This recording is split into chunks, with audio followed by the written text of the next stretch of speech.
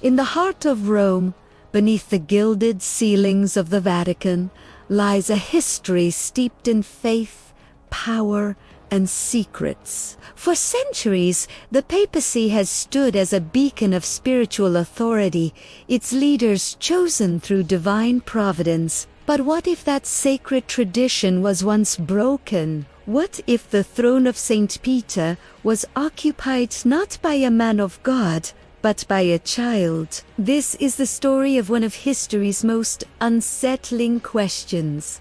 A tale of corruption so profound it placed the most powerful office in the Christian world into the hands of a boy. This is the legend of Pope Benedict IX. The year is 1032. Rome is a chaotic city, a battleground for powerful aristocratic families vying for control. Among them, the Counts of Tusculum are a dominant force. They see the papacy not as a spiritual calling, but as the ultimate political prize. Through bribery, intimidation, and backroom deals, they had already placed several of their relatives on the papal throne. But their next move would shatter all precedent. Their candidate was Theophylactus of Tusculum, a young boy whose exact age is lost to the mists of time. Some accounts claim he was 20. Others, more scandalous, whisper he was merely 12 years old. Imagine the scene. A shadowy chamber in a Roman palace, illuminated by flickering candlelight. The powerful men of the Tusculani family gather, their faces etched with ambition. Their plan is audacious, sacrilegious even. They will buy the papacy for their young heir. Gold changes hands, promises are made, and threats are implied. The College of Cardinals, meant to be guided by the Holy Spirit, is instead swayed by earthly riches and fear. And so, in a ceremony stripped of its sanctity, the boy Theophylactus is consecrated. He is given a new name, Pope Benedict IX. A child now sits on the throne of St. Peter, the supreme leader of Western Christendom.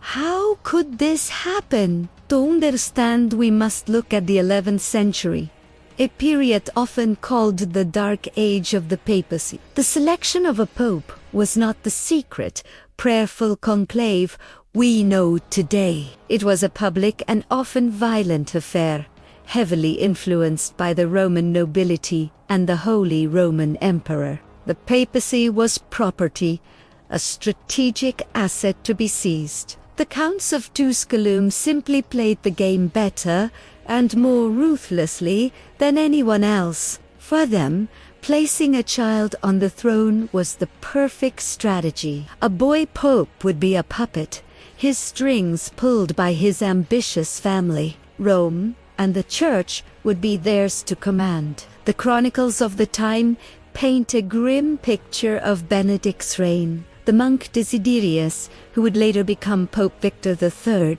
described Benedict's life as so vile, so foul, so execrable, that he shuddered to describe it. Rumors swirled of lavish parties inside the Lateran Palace, of moral depravity, and a complete disregard for his sacred duties. He was said to have committed murders and adulteries in broad daylight. While these accounts were written by his enemies and are likely exaggerated, they reflect the utter chaos of his papacy. The spiritual leader of millions was behaving like a gangster prince, treating the Holy See as his personal playground. The city of Rome grew tired of his tyranny. The people who once saw the Pope as their Holy Father now saw a corrupt teenager who defiled the office. In 1044, after 12 years of his scandalous rule, the Roman people finally erupted in rebellion. They stormed the city and drove Benedict IX out of Rome.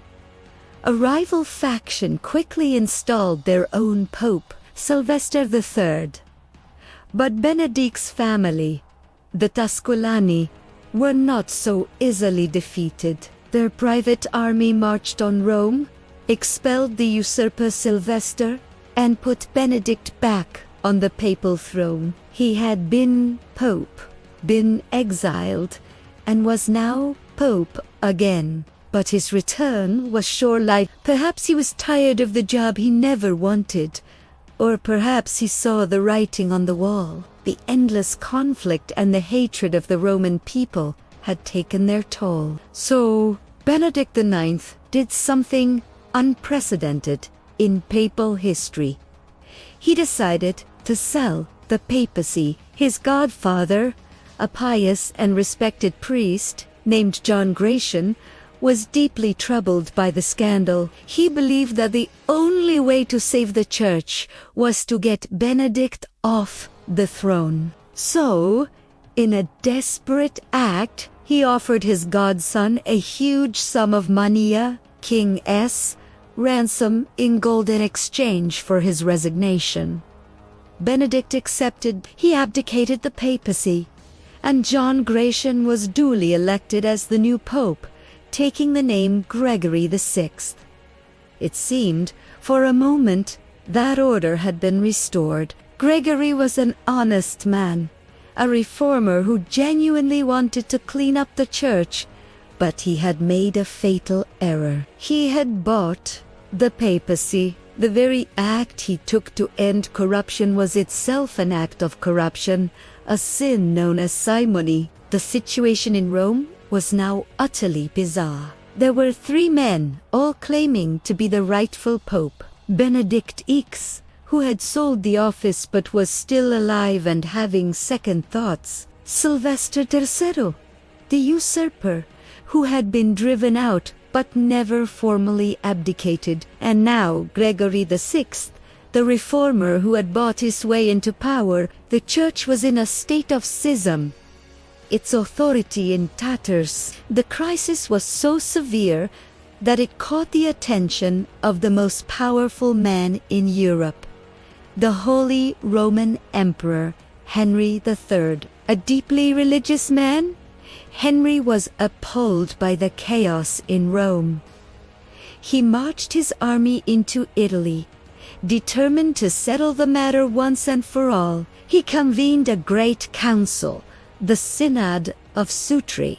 In 1046, he summoned all three papal claimants to appear before him. Sylvester III was declared a false claimant and imprisoned. Gregory VI, the man who had tried to be a hero, bravely admitted to buying the papacy. He was deposed for simony and exiled to Germany.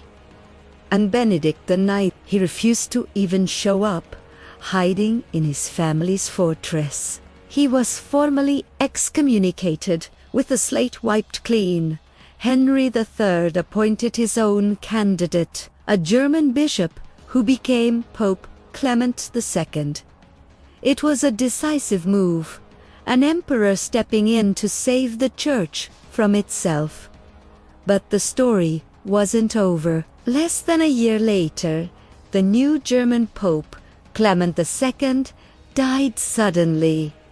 Many whispered he was poisoned, and who was there, ready to seize the moment? Benedict IX, backed by the private army of his family, he stormed Rome for a third time and reinstalled himself as Pope. His third and final papacy lasted for 8 months, a last gasp of defiance against the forces of reform. But his time was truly up. Emperor Henry III sent another army. Antistine Benedict was driven out for good. He disappears from the historical record, a ghost haunting the annals of the church. Legend says he lived out his days in a monastery, repenting for his sins. We will never know for sure. The story of the boy Pope, Benedict IX, is more than just a shocking tale of medieval corruption. It was a turning point. The scandal of a three-pope schism and the emperor's intervention sparked a powerful movement for reform within the Church. The reformers argued that the papacy must be freed from the control of secular rulers and Roman families. This led directly to the creation of the College of Cardinals as the sole body responsible for electing the Pope, a system that, with some modifications, endures to this day. The very crisis that Benedict created ultimately led to a stronger, more independent papacy. So, how old was he really? Was Benedict IX truly a 12-year-old boy when he first ascended the throne? The historical evidence is inconclusive. The sources are biased, written by men who despised him and his family. The claim of his extreme youth may have been propaganda, a way to emphasize the depth of his depravity and the corruption of his era.